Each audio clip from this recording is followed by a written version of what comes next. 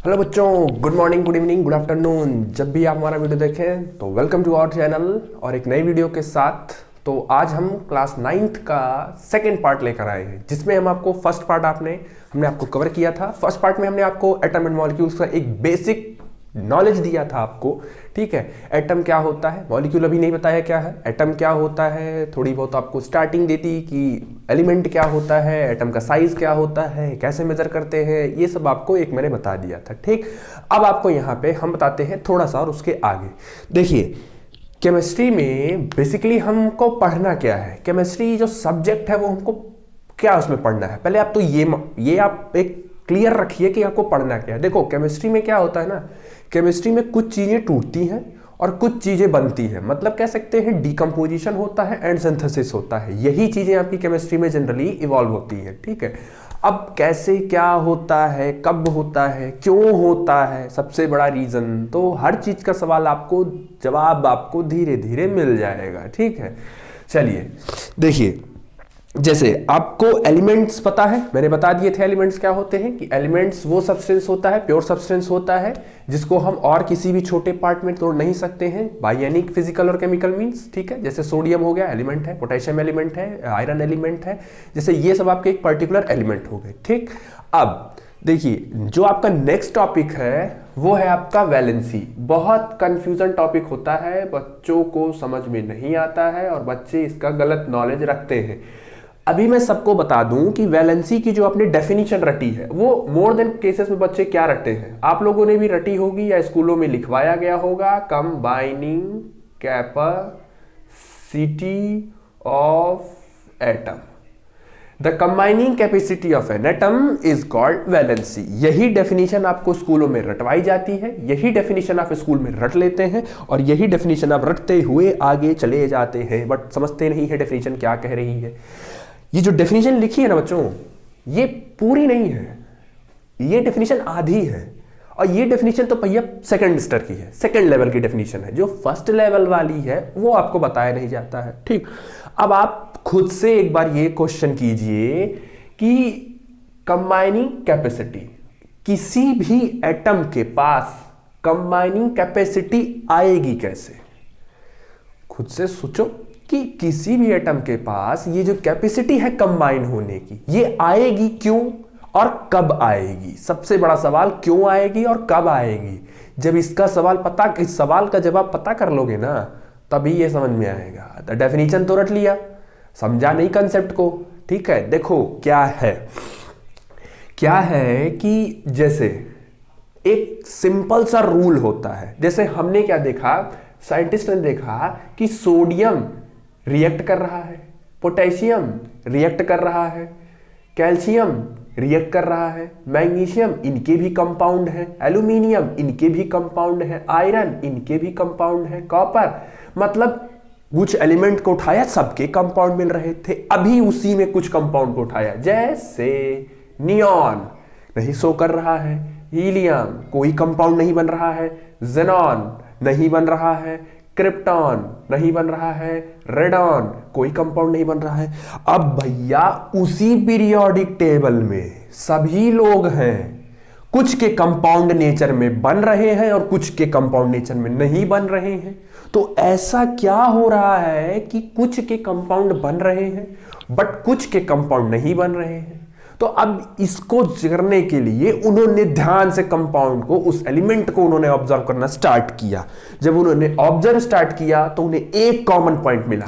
उन्होंने क्या किया, उन्होंने जब सोडियम का कॉन्फ़िगरेशन किया 2-8-1, पोटेशियम का 2-8-8-1, इसमें 2-8-8-2। अभी देखिए, जो बहुत से बच्चों को अभी कॉन्फ़िगरेशन करनी नहीं आती होगी, ठीक है, कि ये सर ने कैसे किया, 281 क्या है, 2881 क्या है, ये आपने कैसे भर रहे हैं, तो आप उसकी चिंता मत करिए। अभी आपको डिटेल बताएंगे। जिनके पास थोड़ा बहुत भी उन्होंने पढ़ा होगा या थोड़ा बहुत नॉलेज होगा, उनको अभी समझ में आ जाएगा। हालांकि आप जिनको नहीं पता है वो सिर्फ आप देखिए और सिर्फ समझने का प्रयास करिए। आप ऐसा सोचिए कि आप उसको एक्सेप्ट कर लीजिए। अभी आपको कुछ देर में बता दिया जाएगा। ठीक है, जैसे मैग्नीशियम का 282, एल्यूमिनियम का 283, ऐसे आयरन और कॉपर का भी जाएगा। अब जैसे हीलियम का 2, नियॉन का 2, 8। ऐसे मान लीजिए आप ऑर्गन का करते हैं, ठीक है, ये तो बड़े हो जाएंगे काफी, हम ऑर्गन का कर देते हैं 2 8 8। अब सवाल ये है कि ये लोग तो रिएक्ट कर रहे हैं लेकिन ये लोग रिएक्ट नहीं कर रहे हैं। अब इनमें और इनमें कोई कॉमन पॉइंट खोजिए। अच्छा, ये लोग रिएक्ट नहीं कर रहे हैं, जरा ध्यान से देखो, इसके आउटर मोस्ट में 8 है, इसके आउटर मोस्ट में 8 है और इसके में 2 है। आउटर मोस्ट में 8 कहने का मतलब हम इसको बोल सकते हैं ऑक्टेट, ठीक, और इसके पास 2 है तो इसको हम बोल सकते हैं डुप्लेट। अच्छा, ये इनमें से किसी के पास नहीं है, तो यहां से रीजन निकाला गया कि जिन एलिमेंट्स का आउटर मोस्ट सबसे बाहर वाला शेल में 8 इलेक्ट्रॉन नहीं होगा वही लोग रिएक्ट करने जाएंगे। जिनके आउटर मोस्ट में 8 इलेक्ट्रॉन होगा, ठीक, जिनके आउटर मोस्ट में 8 इलेक्ट्रॉन होगा सबसे आउटर मोस्ट में, वो रिएक्ट करने नहीं जाएंगे, और जिनके आउटर मोस्ट में 8 इलेक्ट्रॉन नहीं होगा तो वो रिएक्ट करने जाएंगे। समझ में आया भाई? नियॉन के आउटर मोस्ट में 8 है तो ये रिएक्ट करने नहीं जा रहा है, ऑर्गन के आउटर मोस्ट में 8 है, ये भी रिएक्ट करने जा रहा है। देखा गया कि हीलियम के भी आउटर मोस्ट में 2 है, ये भी रिएक्ट नहीं करने जा रहा है। मतलब जिन्होंने बोला गया कि 8 वाले को हम ऑक्टेट बोलेंगे, 2 वालों को हम डुप्लेट बोलेंगे। अच्छा, ज्यादा क्वांटिटी में 8 वाले मिलते हैं तो इसीलिए यहां पे एक रूल ही बना दिया गया। क्या बना दिया गया? Octet rule. और ऑक्टेट रूल में क्या कहा गया? ऑक्टेट रूल में यह कहा गया कि जिन एलिमेंट्स के पास आउटर मोस्ट शेल में 8 इलेक्ट्रॉन नहीं होगा वो अपने आउटर मोस्ट में 8 इलेक्ट्रॉन कर ले, चाहे जैसे। अब ये लगा दिया कि चाहे जैसे कर ले, बस तुमको 8 इलेक्ट्रॉन करना है। अब सोचो, सोडियम को 8 करना है तो वो क्या कर सकता है? 1 निकाल दे या 7 ले ले, तो वो क्या करेगा? 1 निकाल देगा। पोटेशियम 1 निकाल देगा, कैल्शियम 1 निकाल देगा, मैग्नीशियम 2 निकाल देगा, एल्यूमिनियम 3 निकाल देगा। मतलब कि ये इलेक्ट्रॉन अंदर बाहर करके आप अपने आउटर मोस्ट में 8 इलेक्ट्रॉन कर सकते हैं, ठीक है। जैसे अब हम एक का करके आपको दिखा देते हैं, ठीक। तो हमारे पास सोडियम है, ठीक। अब सोडियम को आउटर मोस्ट में 8 इलेक्ट्रॉन करने हैं। चलिए देखिए कैसे करेगा वो। अब उसके पास 2 रास्ते हैं। पहला रास्ता ये है कि वो बाहर से 7 इलेक्ट्रॉन को गेन कर ले। दूसरा रास्ता ये है कि वो अपना 1 इलेक्ट्रॉन को लॉस कर दे, ठीक, अपने 1 इलेक्ट्रॉन को लॉस कर दे। अब आप प्रैक्टिकली सोचिए क्या ज्यादा आसान पड़ेगा भाई? 7 लेना आसान है कि 1 देना आसान है? तो 1 वो इलेक्ट्रॉन दे देगा। 1 इलेक्ट्रॉन जैसे देगा, सोडियम के आउटर मोस्ट में देखो कितने इलेक्ट्रॉन हो गए? 8 इलेक्ट्रॉन हो गए। तो ये अब किसी के साथ रिएक्ट करने जाएगा, ठीक है। अब इससे पहले एक टॉपिक और समझ लो। जैसे अभी इसको हम समझाते हैं, इससे पहले एक टॉपिक आप और समझ लीजिए जिसको हम बोलते हैं आयन। आयन क्या होता है? आयन का मतलब होता है किसी भी एलिमेंट पर चार्ज का डेवलप होना। अगर किसी भी एलिमेंट पर चार्ज डेवलप हो गया तो हम उसी को क्या बोलते हैं? आयन बोलते हैं। अब वो चार्ज अब बोला है कि आयन क्या होता है? किसी भी एलिमेंट पर अगर चार्ज डेवलप हो जाता है तो उसको हम आयन बोलते हैं। अब चार्ज का मतलब समझ रहे हो? चार्ज का मतलब वो पॉजिटिव भी हो सकता है और चार्ज का मतलब वो निगेटिव भी हो सकता है, ठीक है। देखो अभी आपको कुछ बच्चों को नॉलेज होगी, कुछ बच्चों को अभी नॉलेज नहीं होगी, तो अभी हम क्या बता देते हैं। आप अपने दिमाग में स्टार्टिंग में याद रखिए कि आपका जो एटम होता है ये 3 चीजों से मिलकर बना होता है। एटम का जो सबसे पहला कंपोनेंट होता है वो होता है इलेक्ट्रॉन। एटम का जो सबसे दूसरा कंटेंट होता है वो होता है प्रोटॉन। और एटम का जो तीसरा कॉन्स्टिट्यूएंट होता है वो होता है न्यूट्रॉन, ठीक। इलेक्ट्रॉन पर निगेटिव चार्ज होता है, प्रोटॉन पर पॉजिटिव चार्ज होता है, न्यूट्रॉन पर कोई चार्ज नहीं होता है, ठीक। तो ये तीनों आपके एटम के अंदर पाए जाते हैं, ठीक है। जिसमें से जो कहीं आने जाने की जो परमिशन होती है कि हाँ भैया तुम निकल के यहां से चले जाओ, तुम निकल के यहां चले आओ, चले आने जाने की जो सिर्फ छूट होती है वो सिर्फ आपको इलेक्ट्रॉन के पास होती है। आपका इलेक्ट्रॉन ही अंदर बाहर हो सकता है, वही कहीं जा सकता है। ठीक, अब देखो ये प्लस माइनस या जिसको हम आयन बोल रहे हैं वो आएगा कैसे। ठीक है, अच्छा देखो, अगर किसी एलिमेंट पर प्लस चार्ज आता है तो उसको हम बोलेंगे कैटायन, और अगर किसी एलिमेंट पर निगेटिव चार्ज आएगा तो उसको हम बोलेंगे एनआयन। कोई दिक्कत? मैंने क्या बताया, आयन क्या होता है, किसी भी एलिमेंट पर अगर चार्ज डेवलप हो जाएगा तो उसको हम आयन बोलेंगे। अब आयन आपके दो तरीके के होते हैं, एक होता है प्लस, एक होता है माइनस। ठीक, प्लस वाले को कैटायन बोलते हैं, माइनस वाले को एनायन बोलते हैं। कुछ बच्चे भूल जाते हैं तो उनके लिए ट्रिक देखो। अच्छा देखो, माइनस है ना, पहले माइनस बना दो, सॉरी, चलिए माइनस है तो माइनस बना लीजिए पहले। ठीक, चलिए माइनस आप बना लीजिए, और आपसे पूछा है कि बताओ कैटायन क्या होता है, तो जरा कैटायन की स्पेलिंग को जरा ध्यान से देखो। कैट का मतलब, एक इमेजिन करें, कैट का मतलब कट। अगर आप बीच से इसको कट कर देते हैं, जैसे इसको कट करोगे देखो कौन सा साइन आ गया, प्लस बन गया, तो मतलब कि कट आयन मतलब प्लस, और दूसरा वाला तो आप यही कर रहे हैं तो मतलब क्लियर ही है कि वो माइनस वाला है। ठीक है, तो ये आप याद रखिए कि अगर किसी भी एलिमेंट पर प्लस चार्ज होगा तो वो कैटायन कहलाएगा, किसी एलिमेंट पर अगर माइनस चार्ज होगा तो वो एनायन कहेगा। अब सबसे बड़ा सवाल, कैसे प्लस आएगा, कैसे माइनस आएगा? ठीक है, तो कैसे प्लस आएगा, कैसे माइनस आएगा, देखिए अब इसके लिए आपको कॉन्फ़िगरेशन आनी चाहिए। अब जिनको नहीं आती है, फिर वही सवाल, जिनको नहीं आती है वो टेंशन ना लें, वो आगे आपको कॉन्फ़िगरेशन हम करना सिखा देंगे। हालांकि आप अभी स्टार्टर है तो आप सिर्फ अभी समझ लीजिए जिनको आता होगा। जैसे सोडियम का एटॉमिक नंबर, देखिए सब लोग ना एटॉमिक नंबर याद कर लीजिए। जैसे सोडियम का जो एटॉमिक नंबर होता है वो होता है 11। अब अच्छा, इसका जब कॉन्फ़िगरेशन करेंगे आप तो ये आएगा 281। ठीक, 281। सोडियम को अपने आउटर मोस्ट में 8 इलेक्ट्रॉन करने हैं। अब 8 इलेक्ट्रॉन करने के लिए वो अपना एक इलेक्ट्रॉन बाहर वाला बाहर करेगा। जैसे ही वो अपना एक इलेक्ट्रॉन रिमूव करेगा, जैसे वो रिमूव करेगा तैसे सोडियम का कॉन्फ़िगरेशन 2 8 हो जाएगा, क्योंकि एक तो निकाल दिया। अब देखो ये इलेक्ट्रॉन होता है, ये जो आप भरते हैं ना, ये इलेक्ट्रॉन भरते हैं आप, एक इलेक्ट्रॉन बाहर होगा, इसका मतलब एक माइनस बाहर होगा।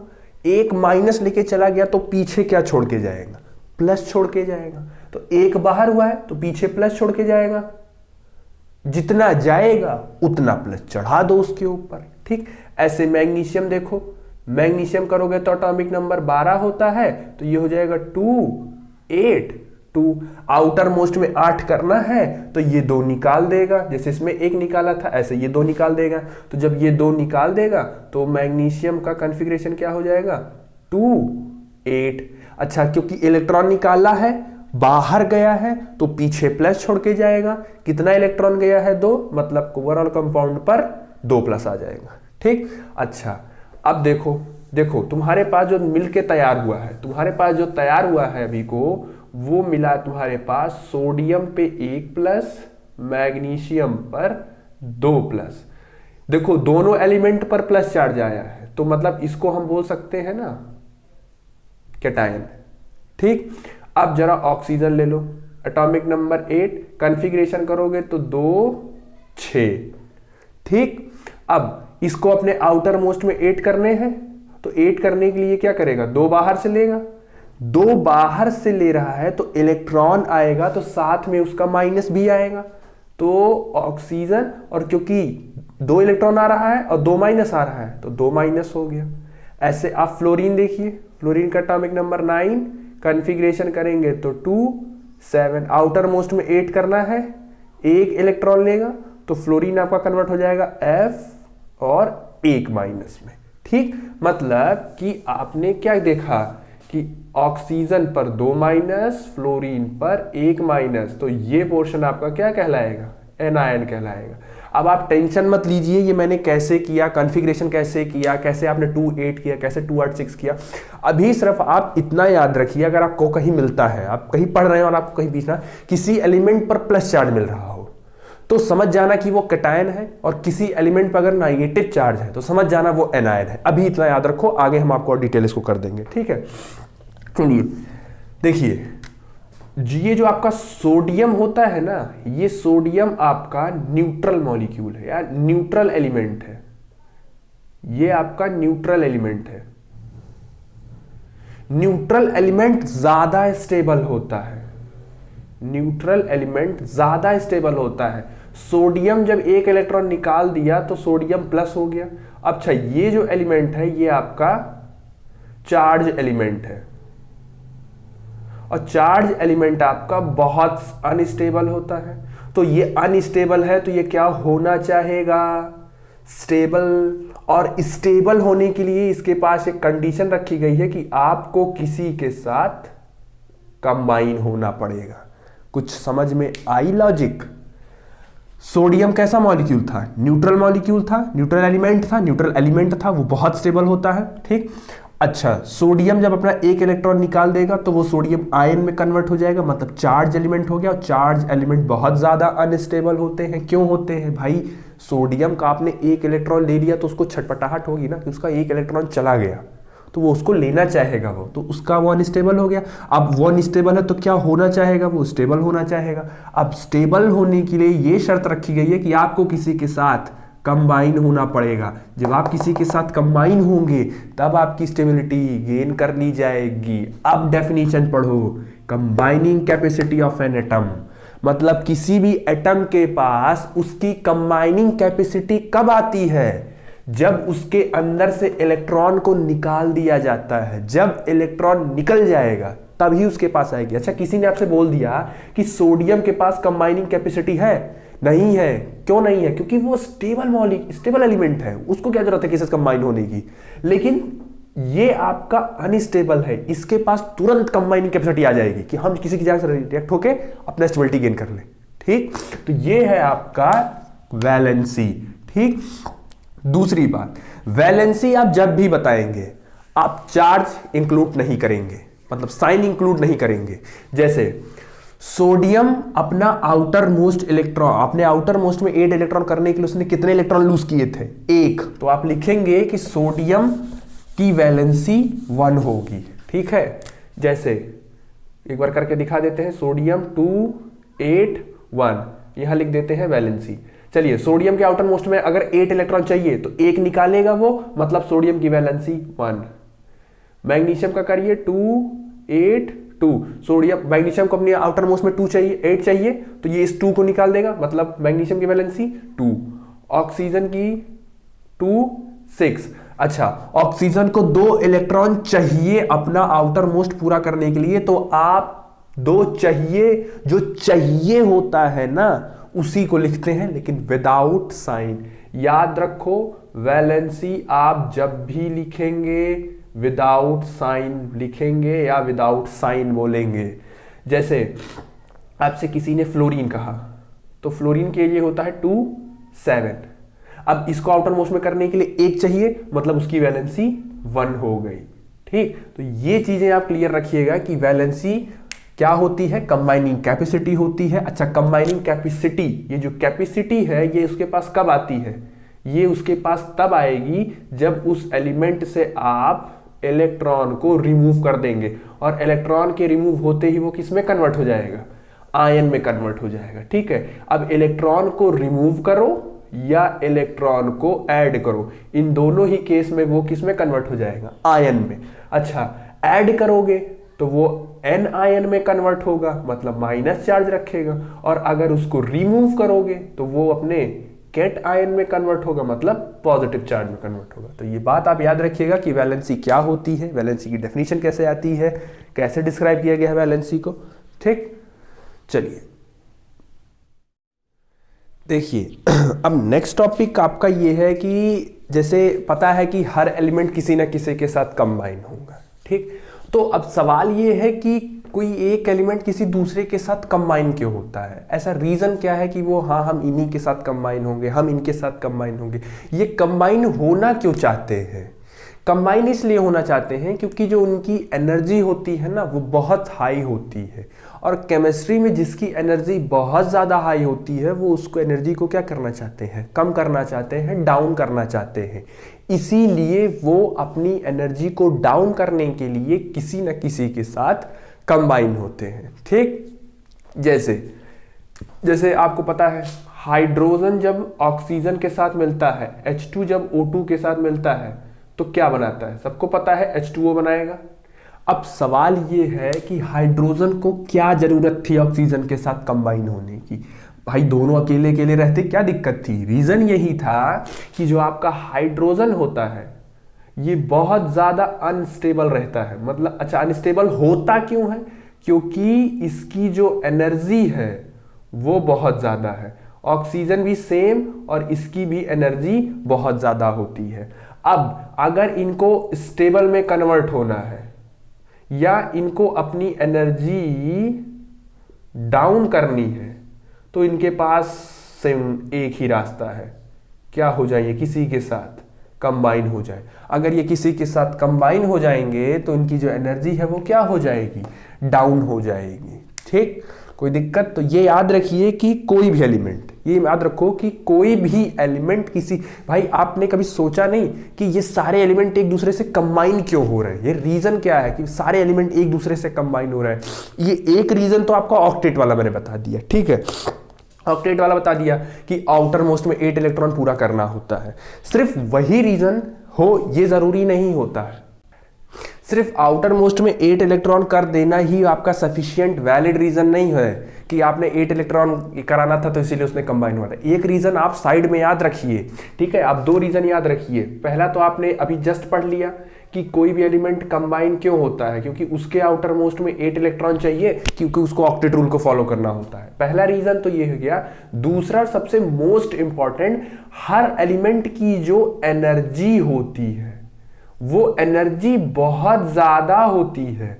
अब इस एनर्जी को अगर उसको डाउन करना है तो उसको क्या होना पड़ेगा, किसी के साथ कंबाइन होना पड़ेगा। और जैसे वो कंबाइन होता है उसकी एनर्जी डाउन होती है और उसी समय ऑटोमेटिकली उस एलिमेंट का क्या पूरा हो जाता है, ऑक्टेट पूरा हो जाता है। तो आप मुझे ये बताइए, इससे ये वाला पॉइंट है कि इससे ये वाला पॉइंट है? जाहिर सी बात है इससे ये वाला। भाई एलिमेंट की एनर्जी ज्यादा है, उसको अपनी एनर्जी कम करनी है तो वो किसी के साथ कंबाइन होगा। कंबाइन वो तभी होगा जब उसके कंबाइन तभी होगा ना जब वो चार्ज रहेगा। तो चार्ज जैसे ही रहेगा तो ऑटोमेटिकली उसका इनडायरेक्टली उसका ऑक्टेट हो जाएगा, क्योंकि कंबाइन होते ही उसका ऑक्टेट पूरा कर दिया जाएगा। तो ये आपके पास कुछ मैंने जनरल इंट्रोडक्शन दे दिया आपके, ठीक है। अब ये जो बार बार शब्द आ रहा है कंबाइन होना है, कंबाइन होना है, कंबाइन होना है, कंबाइन कैसे होगा? बता तो दिया कि कंबाइन होके एनर्जी डाउन कर लो अपनी, कंबाइन होके अपनी एनर्जी डाउन कर लो। अरे कैसे कंबाइन होंगे, ऐसे थोड़ी ना जाके जुड़ जाएंगे। तो कहे हैं कि आपको कंबाइन होने के 3 तरीके हैं, ठीक है। आपको कंबाइन अगर होना है और अपनी एनर्जी डाउन करनी है तो उसके लिए आपको 3 तरीके हैं। पहला तरीका है आपके पास, आप आयनिक बॉन्ड बना लीजिए, आप आयनिक बॉन्ड बना के कंबाइन होइए। दूसरा तरीका आपके पास, आप कोवैलेंट बॉन्ड बनाइए और कंबाइन हो जाइए।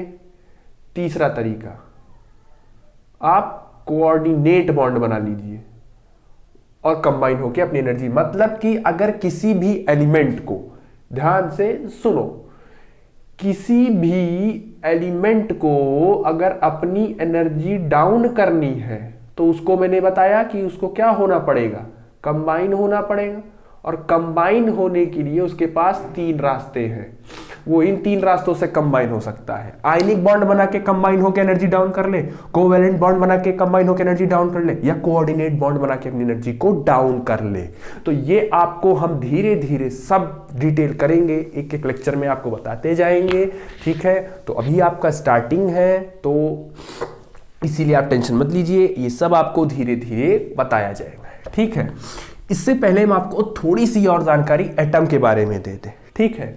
जैसे मैंने बेसिकली बोला कि आपका जो एटम होता है, ठीक है, आपका जो एटम होता है उस एटम के अंदर इलेक्ट्रॉन होता है, उस एटम के अंदर प्रोटॉन होता है और उस एटम के अंदर न्यूट्रॉन होता है। ये तीनों पोर्शन आपके पाए जाते हैं। ठीक, अब देखिए क्या है कि इलेक्ट्रॉन जो होता है, जैसे एटम आपका ऐसा इमेजिन किया है कि स्फेरिकल होता है।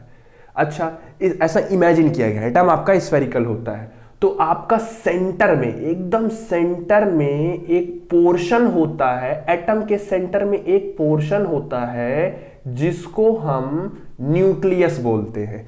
जैसे हमारे अंदर आत्मा, शरीर के अंदर आत्मा, आत्मा बाहर निकाल दो शरीर बेकार, वैसे ही एटम की जान है, एटम की आत्मा, सोल है उसका कौन, न्यूक्लियस। तो एटम स्फेरिकल है और बोला गया है कि उसके सेंटर में एक पार्टिकल प्रेजेंट होता है, एक घर होता है जिसको हम न्यूक्लियस बोलते हैं, और इस घर में आपका प्रोटॉन रहता है और उसके साथ न्यूट्रॉन रहता है। अभी मैं सिर्फ इंट्रोडक्शन दे रहा हूं, अभी आपको सब पढ़ाया जाएगा, discovery of electron, discovery of proton, discovery of neutron, कैसे हुआ, कैसे रहे।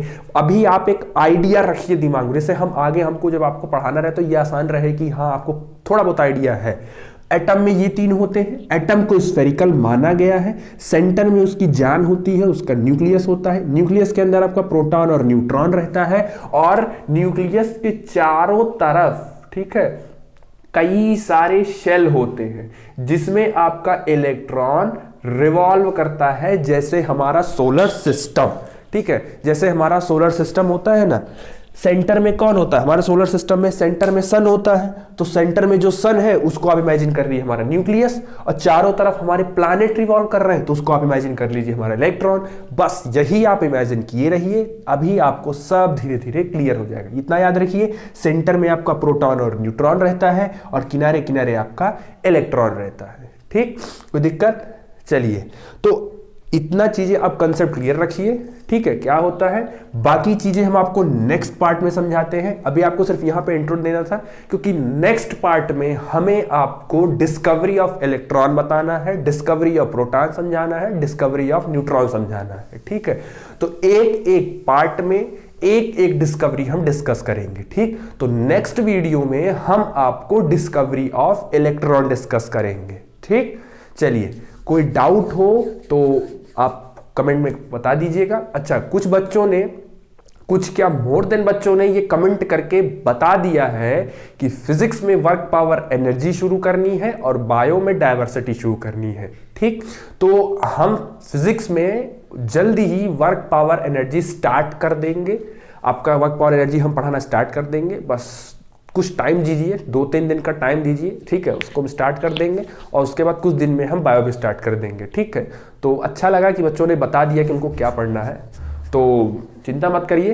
तो इसमें आपको नेक्स्ट वीडियो में आपको डिस्कवरी ऑफ इलेक्ट्रॉन पढ़ाएंगे और फिजिक्स में आपको वर्क पावर एनर्जी हम आपका जल्दी शुरू कर देंगे। ठीक है, तो कोई डाउट हो तो आप कमेंट कर लीजिए, कोई सजेशन हो वीडियो से रिलेटेड तो जरूर दीजिए, और पढ़ाई करते रहिए। All the very best, thank you.